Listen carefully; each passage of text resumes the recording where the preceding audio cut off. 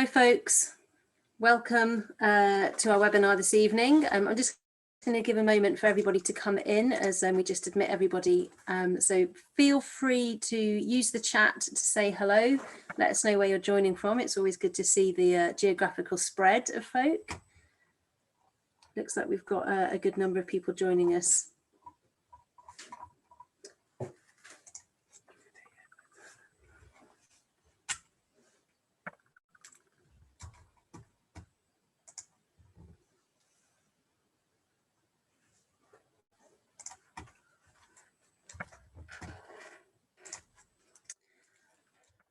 So it looks like we've got everybody just coming in now.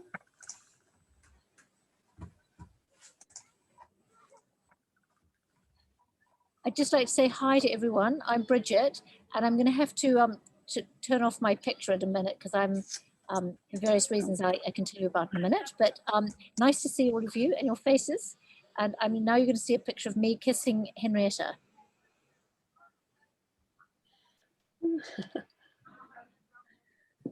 Thanks, Bridget. Okay, so can everyone hear me okay?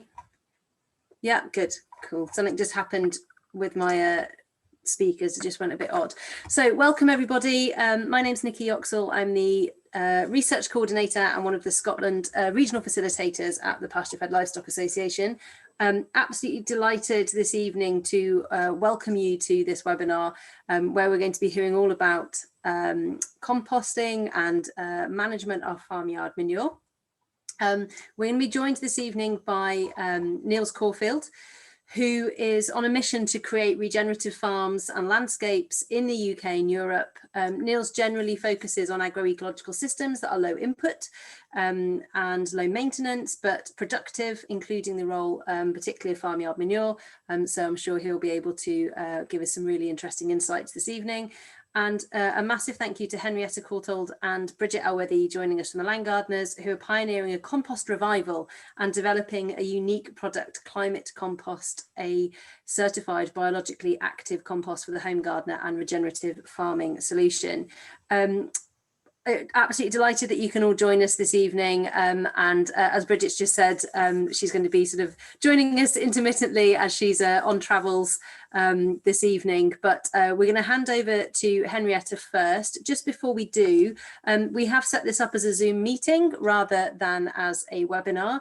It is being recorded, but if I could ask that you please do keep yourselves muted. But what we wanted to do was just open it up so that if you want to ask questions later on, you can do that verbally rather than having to use the Q&A function. So I'm going to hand over to Henrietta, who I think is going to start us off. Is that okay, Henrietta? Yes, absolutely. I've got Bridget with me as well. I mean, she's actually not with me, but you can see her. And I actually can chat for a bit, so that's great. It's good we're going first. We were supposed to be second, but actually this is perfect timing. Yeah. So shall I share? Well, first of all, hello. While you've got a face, sometimes it's better to introduce ourselves. So Bridget and I set up the Land Gardeners over 10 years ago, and actually much of our research goes back far longer than that. And we've been growing organic cut flowers up in Oxfordshire for years and designing gardens, but our real passion has been soil health, and really with a view to jumping over the garden wall and to really affecting change on a large agricultural level. And our research really led us to composting, and we are now completely passionate about composting, far more than anything else. We talk about it all the time, and we just love to share what we've learned and really how we believe this could be such an incredible solution for our soil health. And just one thing to add is that, you know, the beginning of our journey was about 20 years ago when we actually met about 20 years ago, and at that stage and still I and my husband farm in New Zealand, and I was looking desperately for solutions to replace fertilizer on farms. And so I went around doing lots of courses in different parts of the world, starting in New Zealand with someone called Kay Baxter, who I have to say, if any of you are interested, there's something called the Coanga Institute. and they run something called Regenerative Productions, and there's amazing information and videos on that site. But anyway, so Henry and I really, before we started growing cut flowers, we actually were trying to find solutions for feeding our soil, and flowers seem to be our first port of call. And as Henry said, we're now jumping into farms. We're working with 2 farms, one in Cornwall with someone called Tim Williams, which I'm sure you're all familiar with. And also we're just beginning a farm working alongside Tim actually up near Northampton at Althorpe. Okay, and we'd Henry, love to work with more farms. So if at the end of this it inspires you in any way and you'd like to work with us, we would love that. Our real aim is to educate and empower as many farmers and growers to use this composting method. So shall I try and share screens? Would that be a good idea? Well done, Henry. Perfect. Okay. Is that annoying having this? Should I not have this little person here? If I do that, there we are. Looks good. Yeah, looks Okay. fine. Good. Okay, so let's here we go. Climate compost. So what is it? And why have we called it climate compost? What is really remarkable about this composting method? It is an aerobic composting method. So oxygen is absolutely essential to it, and we carefully control it as we make it, and we can take raw materials and we can turn them into climate compost in only 6 to 8 weeks. So that picture that you see on the right has been produced in 8 weeks, having only previously been raw materials like straw and manure. And you can see it's got a very fine soil-like feel to it. It's just really, I wish we could send it all to you so you could feel it, because when we run our workshops, it's really when people dip their hands in it, then they start to go, oh my gosh, we see what you mean. I mean, I have to say, the other day we had someone who we've been really trying to get to help us, and it was quite lukewarm, and we've been talking to him for ages and ages and talk on Zoom, and then he came to visit us and he was still pretty lukewarm, and as soon as he put his fingers in the climate compost, he basically signed up for 2 years. So it's remarkable. It just doesn't feel like compost at all. It's not fluffy and light like compost. It's got a weight to it and a stickiness because of all the all the sex and death and everything that's going on in that pile over 6 to 8 weeks. It gets sticky and heavy and it starts humifying, which is incredible, because normally you think that the compost has to go into the soil before the humifying process takes place. Yes, and so it's rich in fertility and minerals and absolutely teeming with life, teeming with microbes. And really, in order to keep those microbes alive, we really measure the temperature. So we're not only looking at oxygen, we're also looking at temperature, so it doesn't get too hot. So it's a very different system from that hot anaerobic fermentation. What we're trying to do is to kill the baddies, but really keep it at a temperature so the good microbes can really thrive and biologically transform into, as Bridget said, into humus. I mean, one sort of really interesting aspect, we're working with this farmer in Belgium, and he's using compost teas made out of this composting method to disinfect racehorse stables. So it's that whole process of using the microbes, good microbes, to balance out the bad ones. And he totally believes that soon that we're going to be spraying surgical wards with it. So the problem is we're making everything so depleted of all sort of microlife with our sort of antibacterials and microbials and things, that it means that if there's a baddie that gets out there's nothing there to balance it. So it's all about balance, and I think the more we work with this climate compost, we realize it's all about that balance of microbes, and they all start working actually beyond our control. I mean, they start sorting themselves out. And of course, what you'll know from compost you may have bought just at a garden level is so much of it out there is actually just doesn't have any life in it. It's all been blitzed to a temperature that's so high. I mean, we've been around lots of green waste sites in our research, and you have these huge piles, these huge windrows, and the temperature, there's so much putrefaction, the temperature gets so high.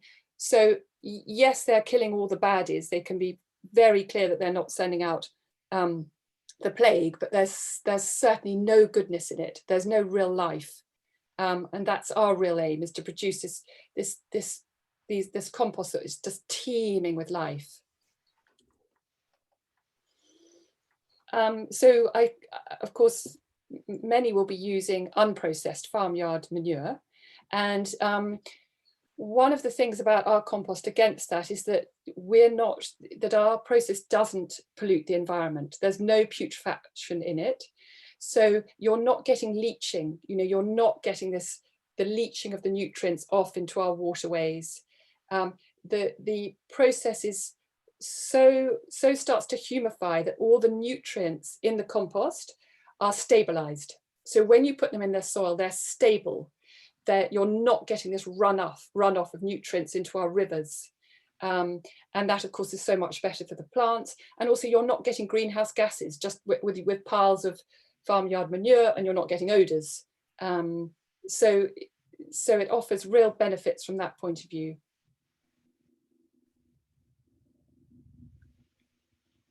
And then also we really hope and really see it as a real potential contender for replacing nitrogen and chemicals, the NPK, the chemicals going on.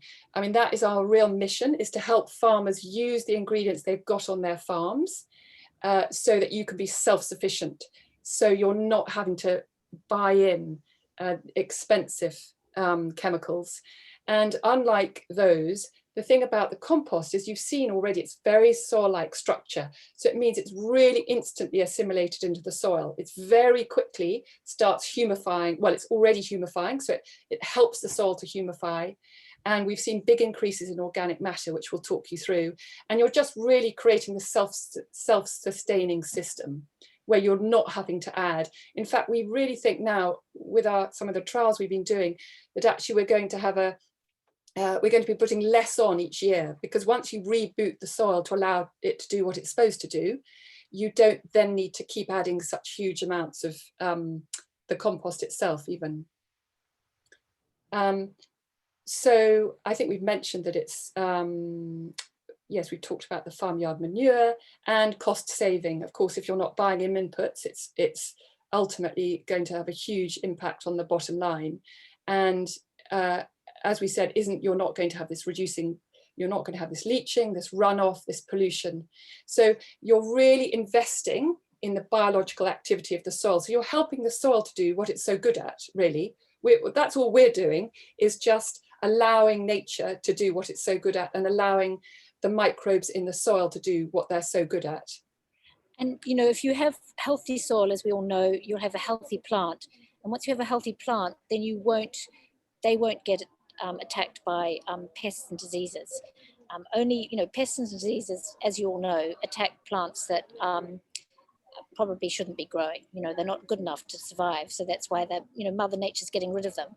So the key is first of all, the key is start with good seed if you're reseeding, and and then get healthy soil, and and then everything else follows. And then the really lovely thing at the end of it, you get more nutrient dense food. And if those soils are really working and you're not tilling them, you get carbon, you get the humifying action in the soil, and then you start getting carbon locked up in the soil. But that can only happen in soils that are healthy and thriving and humifying. And we've seen a real change actually in the wall. This is the wall garden where we were working up in Oxfordshire.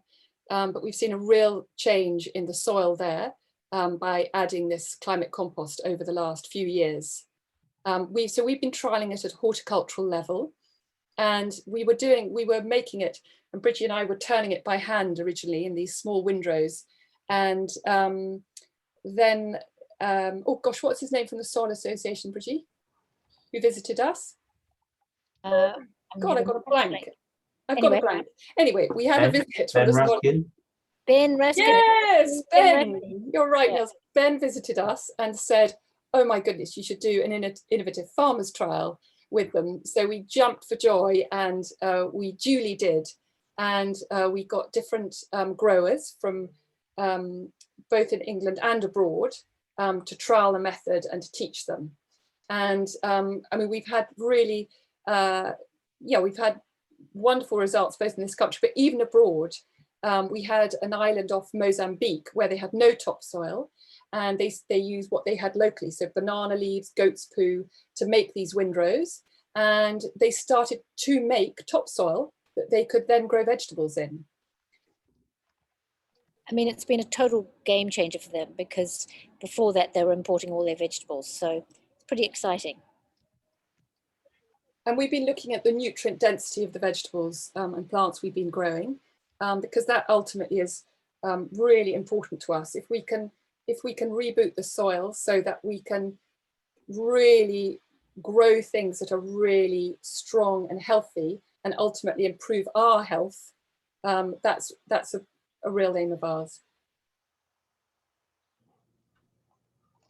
Okay, so we did a trial also with innovative farmers, seeing what the application of the compost did to the growth of our sweet peas, and we looked at sort of shelf life. I mean, it wasn't totally scientific, but as you can see, quite consistently, the Climate Compost did wonders for the sweet peas on the left, and amazingly, we weren't actively looking at them the following year, but sweet peas planted in the same spots that had Climate Compost were exponentially better. Like where the sweet pea growth was probably 40% bigger, where the areas where Climate Compost were. I mean, so much so that it almost looked, they looked unnatural.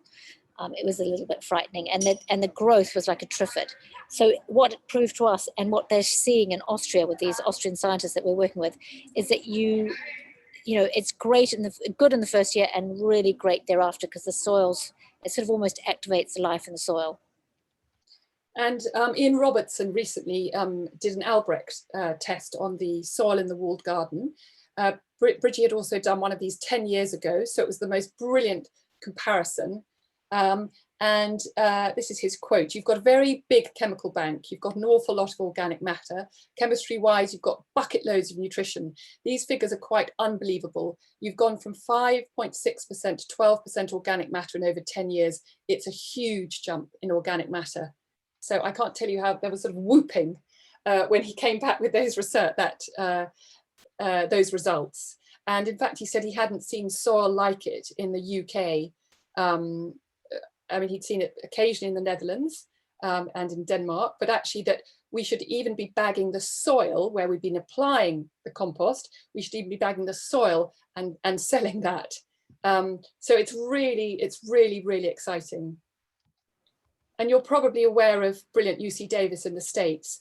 I mean, they've done a research recently. That's Kate Scow, who we've been talking with, and their use of compost and cover crops, when used consistently over a 19-year period, they showed an increase of 12.6% of soil carbon content. And really, they were finding that by using those cover crops, that was helping to stabilize the impact, the beneficial impacts of the compost in the soil. So we've talked a bit about its benefits. It definitely helps to improve the structure of the soil, so you're able to hold water. It increases the water holding capacity, so it makes it much more resilient in times of drought and in times of flooding. We've got a reduction in the use of artificial fertilizers. We've used none of those on the walled garden, and now we're using them. We're using this compost on organic farms as part of a regenerative system, where we're just using the compost to bring that life back into the soil. With that, also, we're not going to be using pesticides. I mean, we certainly didn't use any in the walled garden, and we hope ultimately to really show that we can enhance human health, because we can increase the nutrient density of the plants that are grown with this Climate Compost, and also the taste, actually.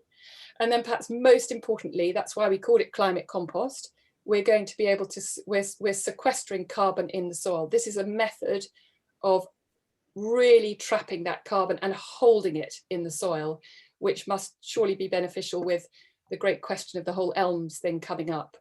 So it's really exciting. And we're working with Becky from the Carbon Toolkit, and with various with Cranfield University and Rothamsted, looking at making sure we've got baselines on all the farms that we're starting to partner with, and so we can show increases in carbon and fertility as well. Now, just before we go, Nikki, because I'm dying to hear what Niels has to say. So I don't want us to go over too much. What are we sort of? When would you like us to finish? Because it's sort of nearly 25 past, so we probably should just. Yeah, there's some questions about how's it made and temperatures and some technical stuff. So it looks like you're going to come on to that. So maybe if you could go through, that'd be great. I mean, I think probably we can go through this quite quickly. I mean, I'm hoping all of you are coming to Groundswell, and we're going to be doing workshops there on how to make it, and we're doing demonstrations, and also we've got a panel where we're chatting with, we've got other people talking with us. So hopefully you can make that, and you can always call us or email us after this if you have further questions. So we'll just scoot through to give you a taster. This is us using an Avant and a turner to make it on a farm. Here you can see we're doing it in a barn. It works very well if you have animals inside over the winter at all, even for a short period, because if yours are all out on pasture, which of course is the ideal, that's fantastic. But even with the farm in Cornwall, where the animals are outside, we brought them in just for a couple of weeks to collect their manure, and then we use that. And here you can see this is us, we essentially layer carbon and nitrogen in these big Toblerones. And the secret ingredients are adding some mature compost, so that's rather like an inoculum, adding clay, and that is the one thing that you really do need. And so we're always on a hunt on farms to see if there are pockets of clay by ponds or in certain areas, because it makes all the difference. It's the structure of it is such that it holds the microbes and it acts as a house for the food for the microbes as well. So it's really essential. We've tried to do it without, and it doesn't work as well. And then finally, of course, water. And this turner that we use actually adds water as it goes. And if you get very keen like us, you could start to grow particular crops to add to your compost windrows that you might not have available on your farm. So these are really important carbon crops that we use. I mean, one of the things is, as we can see here, is the temperature. We really try and keep the temperature between 58 degrees and 65 degrees because we want to kill the baddies. But once you go over 65 degrees, it starts killing the goodies, and it stops the humifying ability of the whole compost heap. Obviously, we monitor actually now with digital monitors, making sure that we do try to get up to 65 because we're trying to be past 100. If any of you guys know about the very complicated compost laws in this country, yes, so that's the essential thing. And the other big thing is, as I know we saw a picture before, is water. These things get very, very hot and furious in these piles, and if they don't have enough water, they dry out. Then the microbes don't like that at all. So we're keeping at least 50% water going. And we're measuring it daily. So we see a peak when the microbes are really breaking down the material, and then the temperature and the CO2 content will start to reduce as the humus starts building up. Now So that does sound very labor intensive, but actually it's quite labor intensive to make the pile. But after that, you only are having to turn it probably once a day, as long as you've got enough carbon in there. Yeah. And after 10 days, it actually starts to sit and it works on its own. So it's not too bad. It gets around other jobs on the farm. Yeah, this is the busy bit, but thereafter, yes, it's a sort of check on it in the morning and then get off to do other things. And you're turning these materials. This is a whole 6-week process where we're ending up, 6 to 8 week process where we are ending up with this climate compost at the end of it. You can see it's just, oh, it's just so delicious. So how to apply it? We're applying it either as a seed inoculant. We've been using it with a seed drill. We're trialing spinning it on, and also as a compost tea as well. So Tim Williams down in Cornwall is direct drilling the compost into the ground. Funny enough, he was wanting to do it with the seed, but because you all know we had a terrible spring where it was dry and cold. So he did a Passover first of all, just with the compost, like actually inoculating it into the ground, and then a week later, luckily after we'd had a bit of rain, he actually put some more in with some seed. So and actually has had pretty amazing results. The root growth on the beans, which have been used with the inoculum, is much better than without. So far so good. And then this is he's developing a machine to spread the compost, so which will allow you to spread the compost tea. And of course, compost teas, some of them have a bad reputation, but you know, we would argue that with many of those, they're just spreading brown water. It doesn't really have the life in it. Whereas this is so teeming with life that actually you're actually really are feeding the soil very effectively if you're spreading this tea, or even as a foliar application. And so now we're working with farms with Tim, and really looking at how we can integrate this climate compost with a whole regenerative program for farms. And so, I mean, our aim is to educate, empower, share our knowledge, and work with any farms who are interested. This is the land in transition down at Earthbarton in Cornwall. Here you can basically it was a farm that had been really hammered with potatoes and crops, and Tim's taken it on, and obviously he's putting in his 30 species seed mixes along with some climate compost. And you can see the photograph. I mean, he's going to talk all about it on our panel at Groundswell, but you can see on the right the sort of very initial results, which are pretty good on the yeah. So watch the space. So thank you all. Thank you. Should we stop sharing? Is that... That's great. Thank you so much, both of you. I think what we'll do now, there are some questions, but we'll probably go on to Niels and then come back with some questions, if that's okay. So I will just sort out the, if Niels, if you want to get your screen share started, and I will sort out the spotlight.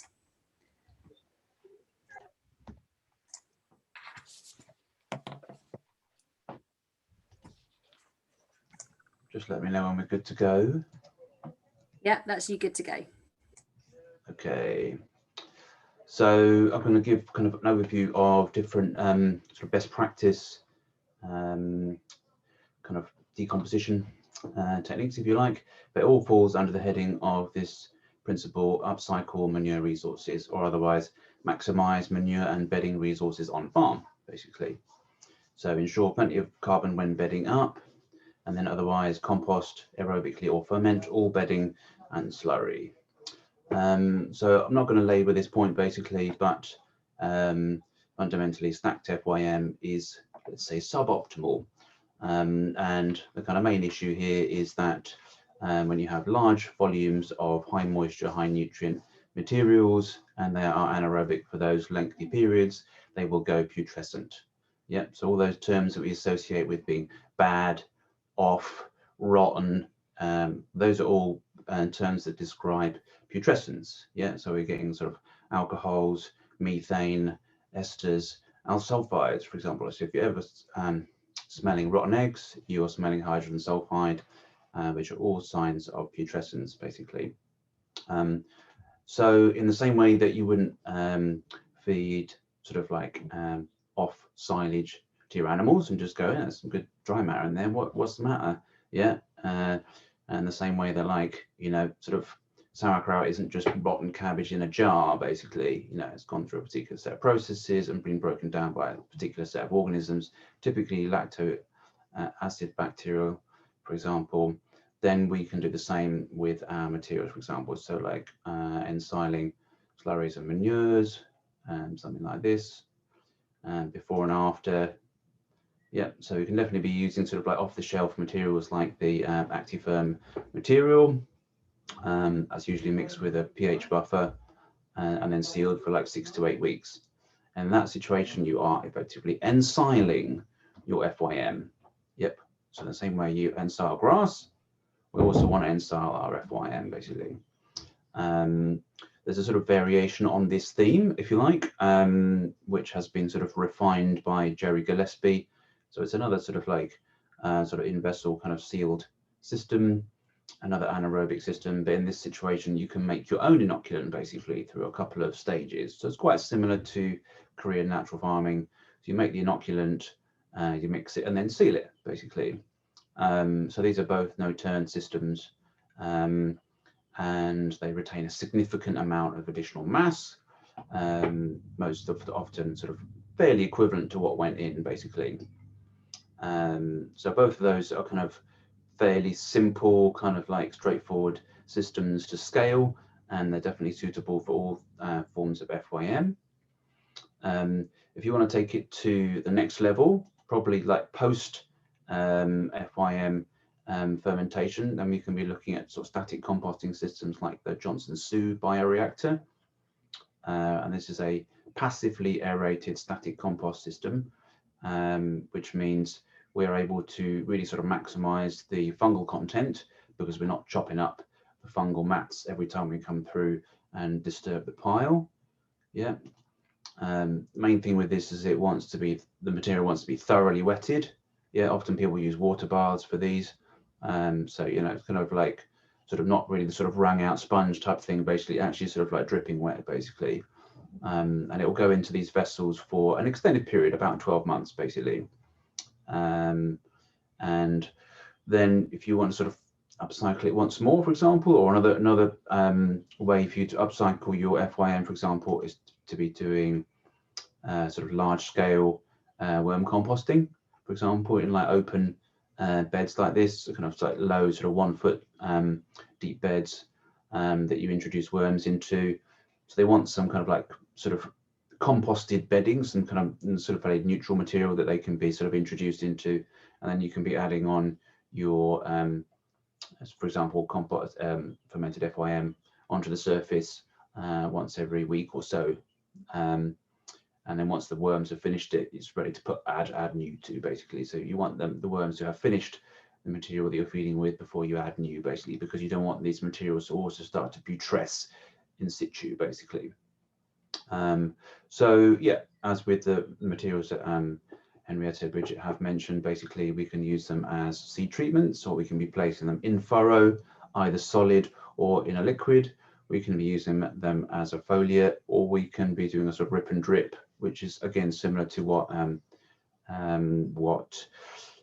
Tim was doing, using the more unidrill to do basically. Yes, it's kind of like sort of a liquid inject, or in this case inject sort of solid material into the surface of the soil. So we're looking at sort of retrofitting like a standard grass subsoiler and to do this work. So we're really relieving compaction and introducing biostimulants, foods, trace elements, inoculants, all in one. So yeah, the final thing I'll leave you with then in that case is just like, main thing is, I would say, you know, the watchword is don't feed anything to the soil you wouldn't want to drink or eat for yourself. We probably wouldn't take that literally, but basically, you know, use your nose, use your senses, and use your common sense. You know, your nose to, if you can get close to it, if you want to get close to it, you want to inhale it deeply and sort of like, you know, explore the aromas, you're in the right kind of ballpark. If it gives a sort of like, you know, kind of repulsive kind of reaction, basically, you know it's bad. In the true terms, it's bad, it's off, it's rotten, etc. So yeah, I think that we're all kind of like fairly attuned to that actually.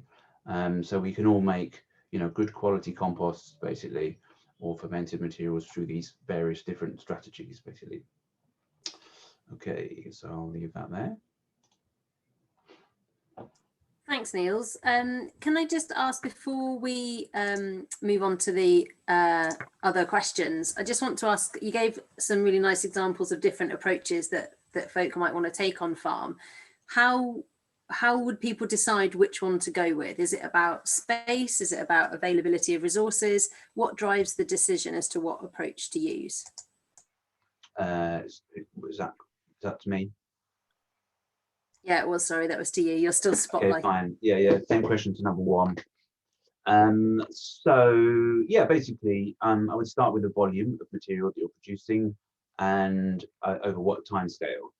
So, you know, if we would take sort of the classic case of bedding up, you know, for you know, a standard winter season, for example, you know, the majority of the material you've got is, you know, sort of like, you know, an FYM with straw or some other kind of carbon material, for example, you know, so you're going to, you know, at turnout, you've got a couple of barns that are what sort of like, well, I guess, you know, there's two options. You're either mucking out as you go, or you're doing a deep bedding. So if you take the deep bedding example, so all the material is just there, yeah, that's the point where you can then take a decision. And, you know, obviously the larger the volume, you know, I would say the volume is probably the kind of one of the key considerations, and that's why, you know, sort of the like the N-siling options, the bokashi options, for example, or otherwise the lacto ferments, they're quite indicated in that situation because you can just use the barn space,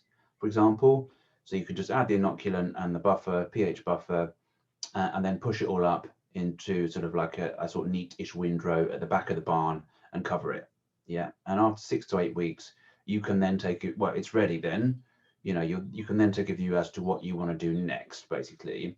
If you want to just start spreading it on the fields and sort of get it out there, it's fine to do that, but it can stay longer. And generally speaking, you know, if the initial decomposition phase has been done correctly, i.e. it hasn't got really wet, or, you know, if it's in a composting situation, it hasn't gone putrescent, basically, then the longer it stands, the better, basically. It's sort of that maturation phase allows the more diversity of organisms to establish, for example. So that's the point when you can decide, okay, are we just going to just mature it in situ, for example, or would we then look to potentially divert it into like a secondary process? Yeah, that's the point when you could use it as a feedstock for worm beds, for example. You could use it as a main ingredient into Johnson-Su bioreactors. Or at that point, you might want to just sort of windrow it in the field again and seal it up. So, you know, all of those options are available. Or you could just introduce worms into the bed as is. So, yeah, I think like there's a number of options.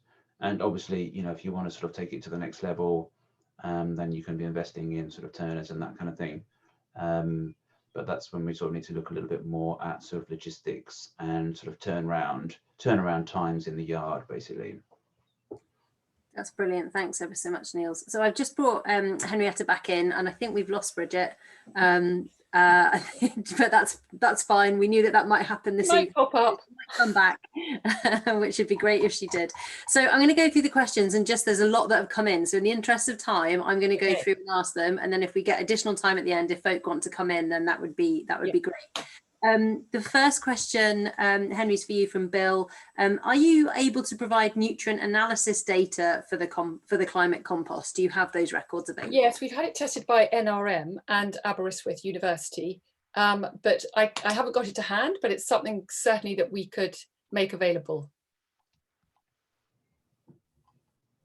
Brilliant, that's great. Maybe something to bring along to Groundswell in a couple of weeks. Well, that's exactly. And if Bill, I mean, or if others are interested, we could do a little summary and send that out. Amazing. There's a question about application rates, and this might be something I think it came in when you were talking, Henry, but it might be something, Niels, you want to touch on as well. So what's the tonnage per hectare, and you've talked a little bit about what Tim's doing, but are there other ways that you've considered incorporating it into the existing soil? Well, rates, I mean, it depends. I mean, that's really one of our things that we're looking at in our trials. So we're going to be looking at adding it at different rates. I mean, for making a compost tea, the thought is that we'll probably with that, it's almost like an inoculant climate compost. So we could add we would probably need only 6 litres, we're thinking, for a hectare. So it's a really small amount that you add as a foliar feed. If we're going to be putting it sort of lightly across the areas, we're going to need more, and that's going to range. I mean, with greens, you're probably looking at less, maybe something like 10 meters cubed per hectare. Maybe something with vegetables and flowers, you're looking at 30 meters cubed per hectare. But all of that is part of these trials that we will be doing over the next, we're currently doing. Brilliant. Niels, is there anything you want to add on application rates at all? Yeah. I mean, fundamentally, it's really about sort of identifying sort of which fields need the most attention, and potentially sort of like directing your resources in that area, or else just basically dividing up. Make as much as you can. Fundamentally, make as much as you can.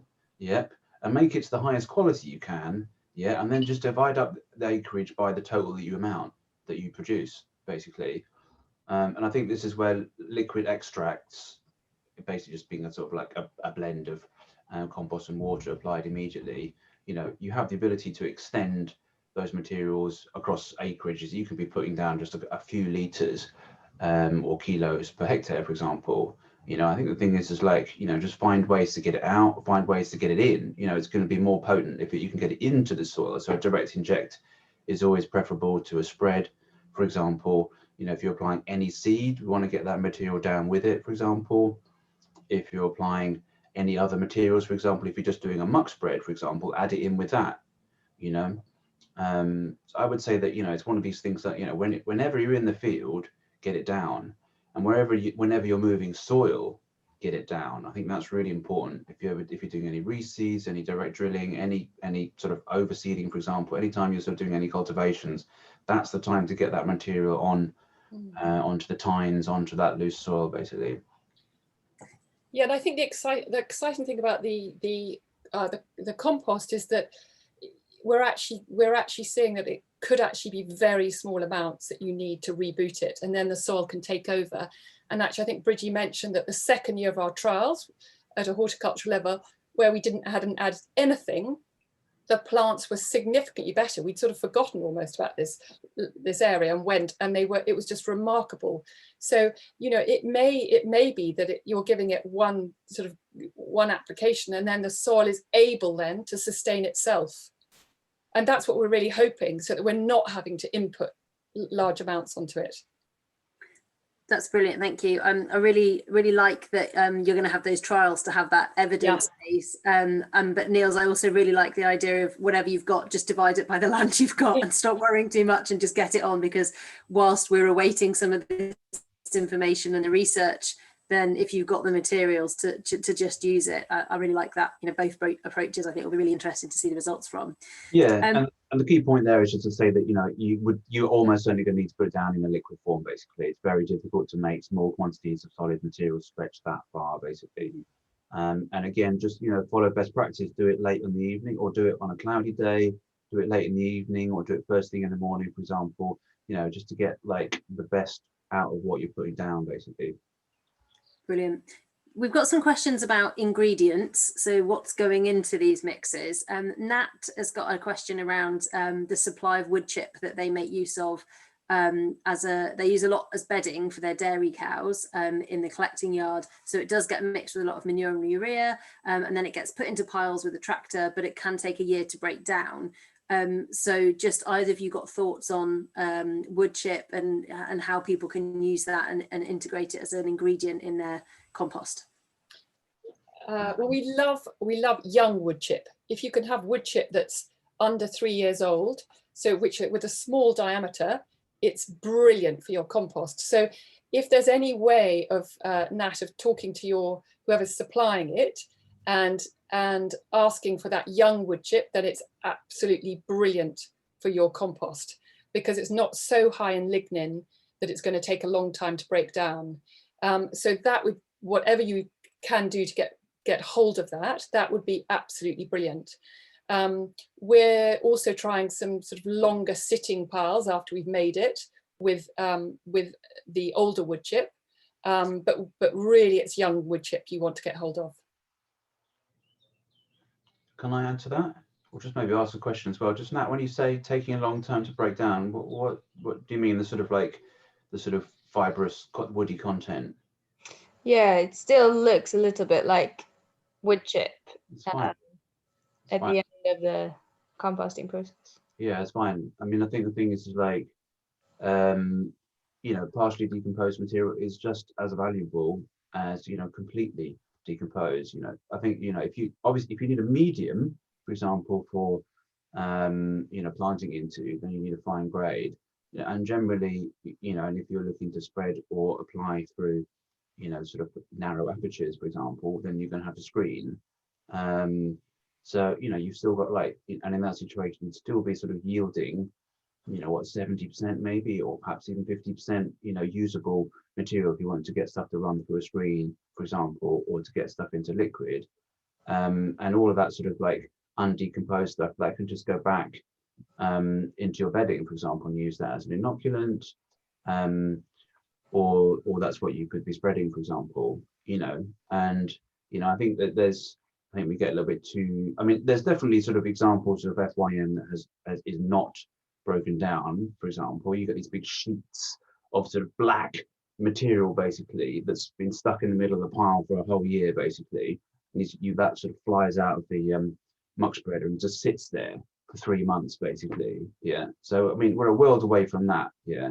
But at the same time, you know, there's a little bit of a sort of like tension here. There's like, yes, we want to make we have the potential to make some really high quality materials, you know, and generally speaking, it's easier to sort of upcycle at lower volumes, for example, you know, and to sort of cut your teeth, identify what is best practice and then scale, for example. But you're always going to have that sort of larger volume, bulky stuff, for example.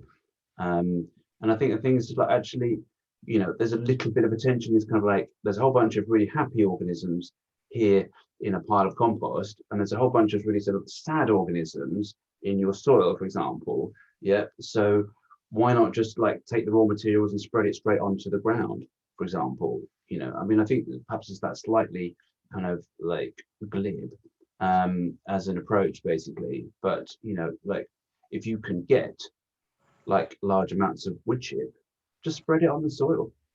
You know, yes, use it for bedding. Yes, put it into some composting, for example, do all that work, basically. But at the same time, there's a whole bunch of organisms in that soil that can be fed in situ, basically. So it's not really sort of an either or. I mean, one thing we like to say, Nat, is that it's a bit like if you're a sort of elderly and you're given a steak to eat at night, it's really difficult on our digestive system. So if you're putting wood chip on your straight onto the ground, the soil can deal with it, depending how healthy that soil is, but you're making it work very hard. But if you could try and talk to those landscapers and say, give me young wood chip, and then use that and make this compost, then it's already digested. So then you're putting it on the soil, and the soil doesn't have to work hard. It's straight in, rebooting it immediately with life. So just ask them and see if there's any way they can grade those chippings for you. Thank you. Thanks, Nat, for the question. I'm going to bring us on to questions about temperature. There's been quite a few of those. So there's questions about how do other people, for example, Elaine Ingham, maintain the good stuff by taking it to a much higher temperature? The heat generation, meaning a loss of energy. So before and after analysis results comparing carbon content and energy content. The management of pathogens at 58 degrees C, thinking about some of the mycobacteria, bad bacteria, things like TB, Honus. So can you just maybe talk through some of that temperature related detail? All I could say with us is we keep ours between 59 and 65. and we've had it tested both for good microbiology, which has been really positive, in fact we've compared it to to other makes of compost, even some of those, I'm afraid to say, have actually made the microbiology in the soil go down. So we've seen a really good results in terms of good microbiology, and in terms of baddies, we've had to have it pass, because past 100 tested, so it's come back saying it's got no E. coli, it's no bugs, it's good to go. So we can be sure that we're sending something out. So we by following this method that Angelica Luca has been following for so long in Austria, we think we've found that sort of golden moment where you can get rid of the baddies but keep the goodies.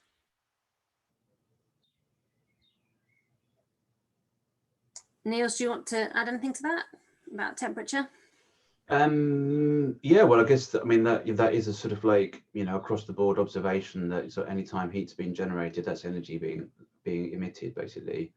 And I think that we often think of sort of finished materials, composted materials, in terms of organic matter, for example, their structural contents, and we think of that about them in terms of their nutritional contents basically. I think we rarely think of them in terms of their energy content basically, and one of the primary functions of a organic matter application, or rather sort of post application, is, you know, what the organisms use it for is as an energy source. Most labile carbon is primarily a food source for the organisms that are living in the soil to drive their metabolism, and it's the byproduct of those metabolic processes that is the release of nutrients in a plant available form basically. So yes, if we're able to retain energy in the material, for example, if we're able to retain mass in the material, then that's more that is then available to the organisms when applied basically. So again, it's, you know, there's different approaches, and they kind of suit different objectives basically. Brilliant, thank you. There was a question about the mix of stuff that's in the compost. Henry, you gave, there was a diagram, I think, that showed the mix, and you also talked about the clay and the water. Can you give a little bit more information? And the questions just come in actually about how do you add the clay and how much? And if you've got heavy clay soil, is that enough, or does it need to be a purer form? No, great. So what we do is we take the clay and you really want it in a sort of dry powdered form. So we dry it out on a sort of concrete area, and then you can even go over it, run over it, so it starts to powder up. And that's really the best thing. And then we just lay it on the top. And we add about 10% in terms of volume of clay. If you haven't got pure clay, but you've got very clayey soil, that could also work well. That could be good too. And in terms the other of thing we sometimes do is sometimes we can add it, we add the powder to a water to make a sort of slurry, and then we put that over the top as well. And in terms of the ratio of the other sort of ingredients in your compost, is there a set mix between the greens and the browns? Or yeah, more browns, definitely more carbon. So you're looking about more like sort of 60% carbon. And we always, then you've got sort of 10% clay, then we're adding always 10% of fresh greens, so the rest is nitrogen, but of that 10% has to be really fresh greens. Does that up to 100? I hope it does, but that's about that. If your nitrogen is 30, then it adds up to 100. Good. No, that's not right, 20. Yeah. But yes, yeah. There's two types of greens normally, so like it's a high nitrogen green, bulk brown, and your clay. Yeah? Yes, so of course everything has carbon and nitrogen in it. So old hay will, the browner it is, the more carbon it will have in it. But when we're putting on hay, we'll see it predominantly as a carbon ingredient, but it will have some nitrogen in it. When we're putting manure on, it will be predominantly nitrogen, but often it's mixed with straw, so then we'll be considering that there's some carbon in it. So we're all rather, so that's why you can't often say volumes, but that's what you're sort of looking towards, that just getting more, definitely over 50% of carbon and making sure that when we add the nitrogen, we always add some fresh greens. It's got real, because that's the sort of fire. Brilliant, thank you.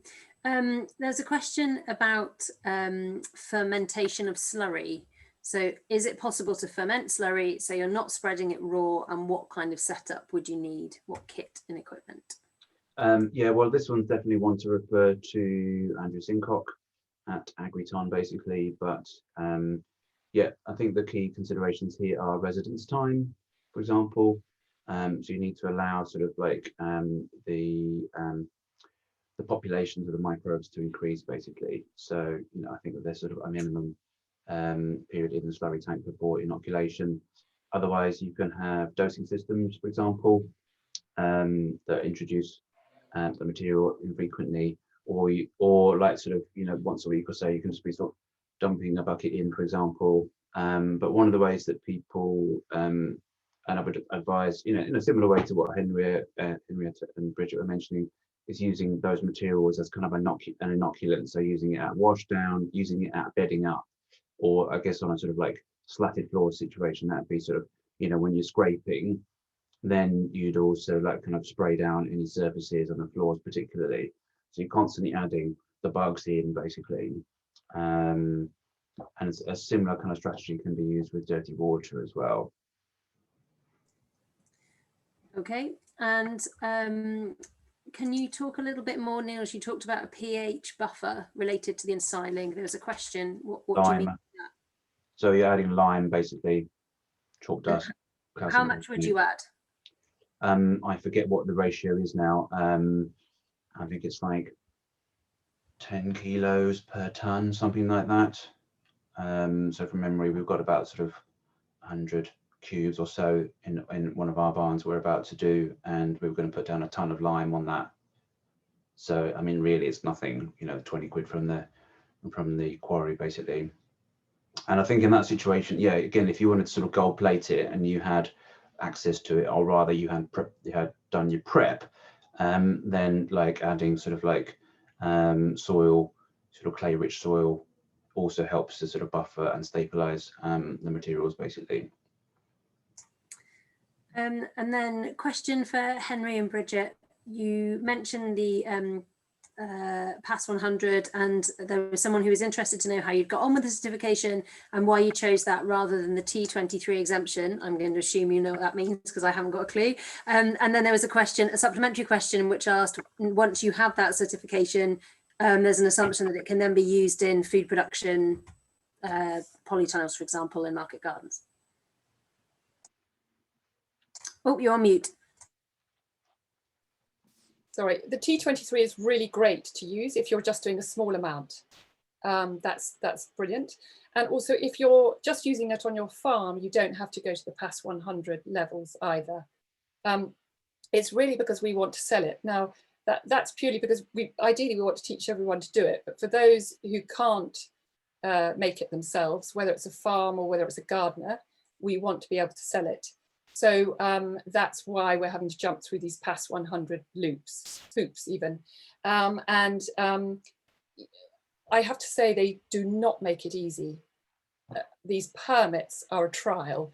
So we are getting on top of all the permits so that because basically we want to create a toolkit so we've been through the learning on it and we can tell farmers how to do it. So there again, if anyone wants to get into the sort of nitty gritty of that, and if anyone wants to team up with us to make it, so we're working now with 2, possibly 4 farms where we'll be teaching them how to make it, and then we will take a percentage of that to sell, and we'll share the profits of that, and the rest of that they will then use on their farm.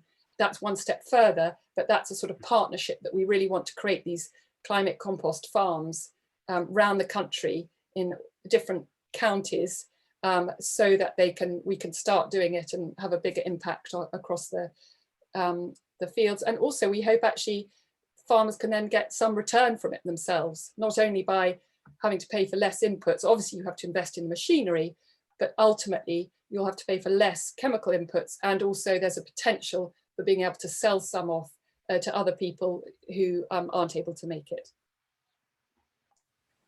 That's great, thank you. We've just gone past 7 o'clock, so we're going to finish up there. And I'm sorry we didn't get the opportunity for more people to come in and ask questions. But as we have said, we know that Henry and Bridget will be at Groundswell in a couple of weeks' time. Niels, are you going to be at Groundswell? I'm not. You're not? Okay, how can people get in touch with you if they want to know more about what you're doing? nielscorfield.com. There you go, that's easy to remember. Thank you so much. And you can find Henry and Bridget at thelandgardeners.com. Yep. Correct. Yes. Good stuff. Thank you so much, everybody, for coming along this evening, and thank you to our brilliant guests who have given us so much information. I've been scribbling down notes, lots to think about, and looking forward to testing out some of these approaches on farm. Thank you. Brilliant. Thanks so much. Thanks, Nikki. Take care. Goodbye. Thanks so much, Nikki. Bye. Thanks, Neil. Bye. Bye, Neil. Bye.